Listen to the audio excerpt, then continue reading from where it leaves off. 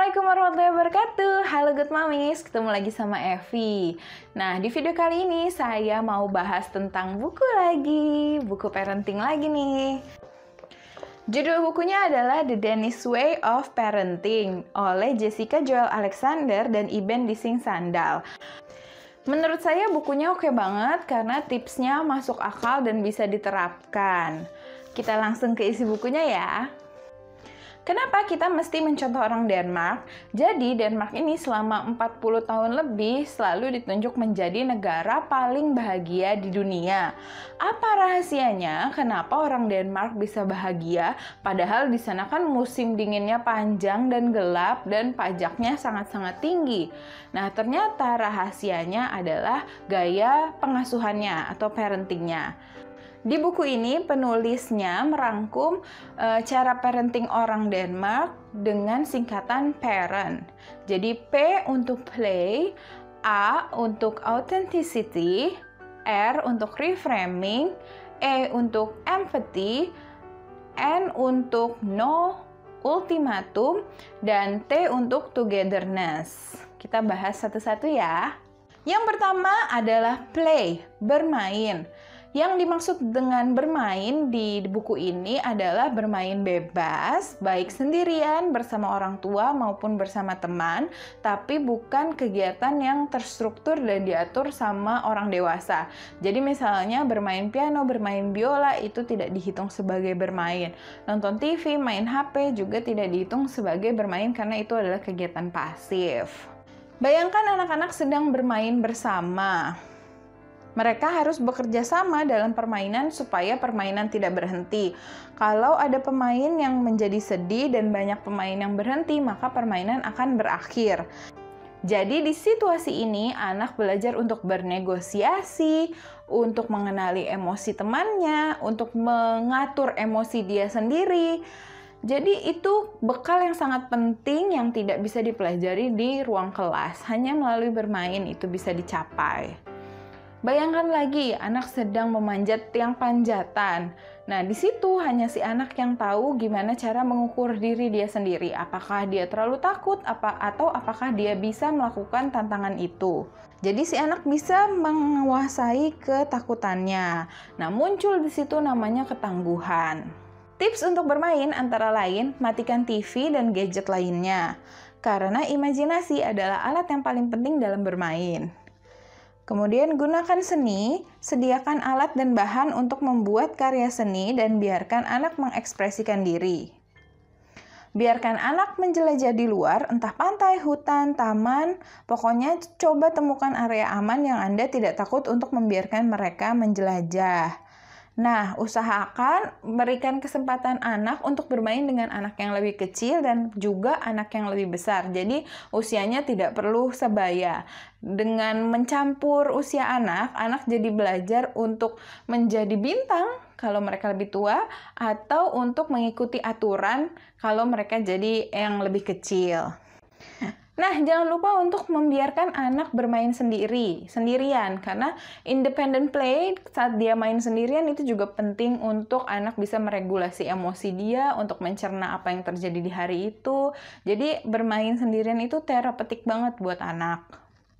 Yang kedua ada autentisitas atau keaslian. Di buku ini menekankan keaslian diri kita sebagai orang tua.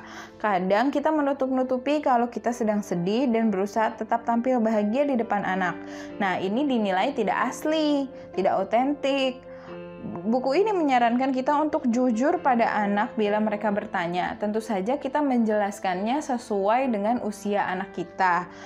Kalau dia udah lebih besar mungkin dijelaskannya bisa lebih rinci. Kalau misalnya masih kecil ya bilang aja kita sedang sedih atau kita sedang kecewa atau kita sedang marah. Nah, karena anak itu bisa mengenali kalau kita sedang berbohong. Kalau kita jujur, anak itu bisa mengenali emosi orang lain karena mereka ngeh kalau tampang begini berarti sedih, tampang begini berarti lagi marah, dan seterusnya. Ini nantinya akan membantu mereka untuk mengenali emosi mereka sendiri dan bisa jadi lebih baik dalam meregulasi emosi mereka. Jangan air muka kita udah sedih, terus pas ditanya sama anak kita bilangnya enggak kok, kita bahagia kok, padahal sedih gitu mukanya. Nah, di situ anak bisa mengenali kalau kita tidak jujur gitu. Kalau di buku ini sarannya ya. Authenticity juga artinya memuji seperlunya saja. Jadi kita juga melihat keaslian si anak kita. Bahkan di buku ini menekankan kalau kita harus berhati-hati dalam memuji anak. Selanjutnya, R untuk reframing. Di bagian ini kita diingatkan untuk berhati-hati dalam melabeli anak kita. Karena kan kita suka nggak sengaja kali ya, suka bilang, iya dia mah emang anaknya nggak suka makan. Dia mah emang anaknya galak. Nah, itu namanya kita melabeli anak kita. Dan sebenarnya kan kita juga ngerti ya kalau omongan itu adalah doa. Makanya kalau kita melabeli anak kita dengan hal buruk, nanti itu bisa jadi ramalan yang jadi kenyataan. Nah, terus gimana? Yang repot siapa gitu? Semakin banyak anak-anak mendengar pernyataan seperti ini, maka semakin buruk pemikiran mereka tentang diri mereka sendiri.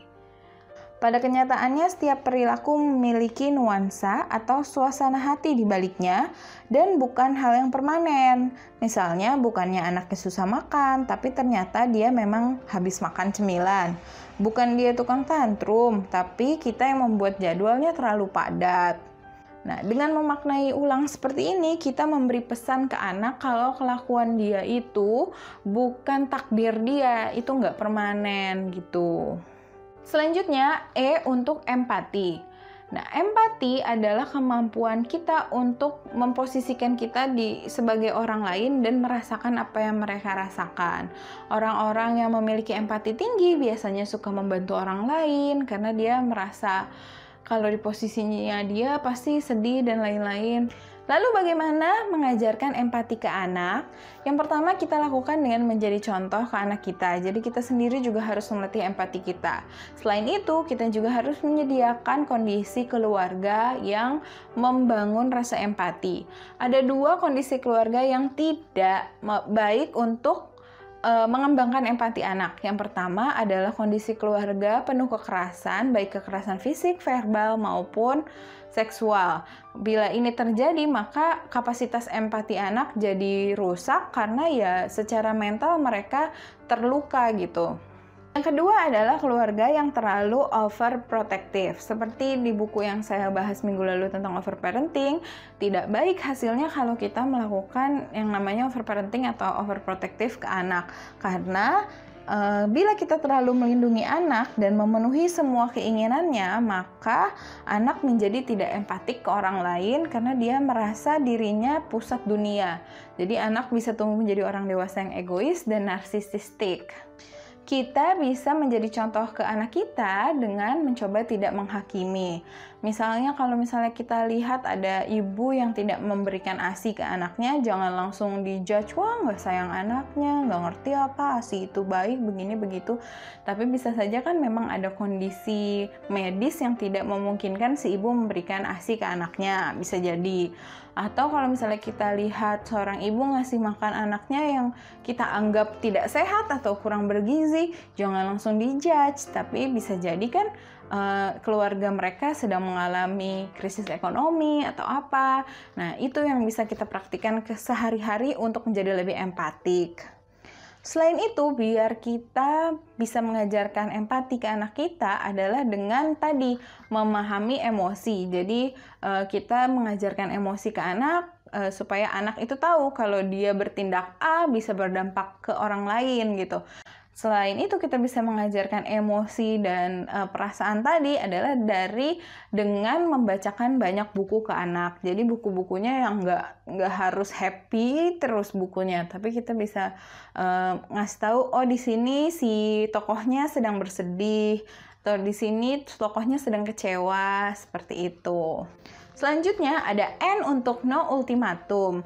Nah, di sini yang dimaksud no ultimatum adalah kita tidak memukul, tidak membentak, tidak marah-marah secara nggak jelas ke anak. Itu yang dimaksud buku ini dari No Ultimatum.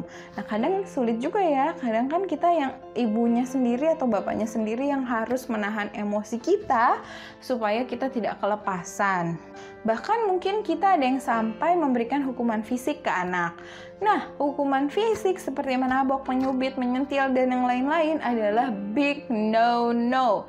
Jangan dilakukan karena banyak bukti yang sudah menunjukkan kalau itu tidak efektif. Mungkin itu efektif dalam jangka pendek saja. Mungkin ya anak jadi diam atau jadi takut sama kita. Tapi di masa depan dia tetap akan mengulangi yang kita hukum tadi. Kelakuan dia tetap diulang, hanya saja dia lebih pintar untuk menutup-nutupinya supaya nggak ketahuan kita. Kalau di buku, tipsnya adalah dengan mengingat kalau anak kita itu pada dasarnya baik. Dan apapun yang mereka lakukan bukan karena mereka bermaksud buruk, tapi karena belum paham aturan. Masuk akal sih, karena di dalam Islam pun, anak kecil itu kan belum menanggung dosanya sendiri ya kan. Dosanya mereka masih ditanggung kita oleh orang tuanya. Jadi apapun kesalahan mereka, yaitu karena kita belum beres mendidiknya. Terus gimana dong kalau masih nggak sabaran juga? Ya latihan, emang harus banyak latihan. Dan ya banyak-banyak istighfar aja kali ya kalau si anak masih dablek juga. Nah kalau saya sendiri sih kadang kalau saya udah terlalu marah sama Zack, biasanya saya kasih Zacknya ke bapaknya dan saya ngumpet di kamar sendirian untuk menenangkan diri dulu supaya saya jatuhnya nggak marah-marah mulu ke Zack. Yang terakhir ada T untuk togetherness atau kebersamaan. Di Denmark ada konsep namanya hygge. Ini adalah konsep menikmati momen kebersamaan melalui kerjasama. Jadi semua anggota keluarga bekerja sama untuk menciptakan suasana yang menyenangkan. Mereka menciptakan waktu khusus untuk sekedar berkumpul, jadi ikatan keluarga itu sangat baik. Maka tidak heran orang Denmark itu bahagia. Karena jika kita tahu kalau ada orang yang siap mendengarkan kalau kita punya masalah, siap membantu, maka kita akan bisa jadi lebih tangguh, lebih siap untuk menghadapi cobaan di dunia. Ya nggak? Cara berhygge ala orang Denmark yang pertama adalah semuanya harus meninggalkan stres di depan pintu. Jadi nggak ada orang yang anggota keluarga yang datang sambil membawa stres dari luar. Pokoknya mereka memang niat untuk menikmati kebersamaan bersama keluarga. Kemudian kayak TV, gadget, elektronik lain itu disepakati. Nggak sama sekali atau hanya hidup di waktu yang terbatas. Jadi pokoknya untuk gimana cara mereka menikmati momen deh intinya. Dan nggak boleh ada satu orang pun yang merasa terbebani. Misalnya kayak biasanya tugas ibunya kali ya, yang nyiapin makanan, yang nyuci piring, beres-beres. Nah itu nggak boleh kalau orang Denmark. Semuanya harus bahu-membahu, tolong-menolong untuk menciptakan suasana yang nyaman. Asik banget konsep hygge ini sebenarnya. Saya pengen deh melakukan itu gitu. Tapi kayaknya adik-adik saya nggak mungkin mau melepaskan handphone mereka untuk kumpul-kumpul bareng deh. Cuma kalau adik-adik saya nggak mau, ya nggak masalah ya. Saya berhugganya sama suami dan anak aja dulu. Kita mulai pelan-pelan. Siapa tahu mereka yang lain-lain bisa ikutan nantinya. Itu dia tadi isi buku The Danish Way of Parenting. Recommended banget deh. Pokoknya ingat ya, parent. P untuk play, A untuk authenticity, R untuk reframing, E untuk empathy, N untuk no ultimatum, dan T untuk togetherness. Gimana menurut Good Mommies? Bukunya oke nggak? Mau baca nggak? Nah kalau Good Mommies punya saran, punya buku yang menurut Good Mommies oke untuk saya baca dan saya bahas, tinggalkan di kolom komentar ya, nanti saya cek bukunya. Terima kasih loh udah menyimak dan udah menonton video ini. Kita ketemu lagi di video selanjutnya. Wassalamualaikum warahmatullahi wabarakatuh.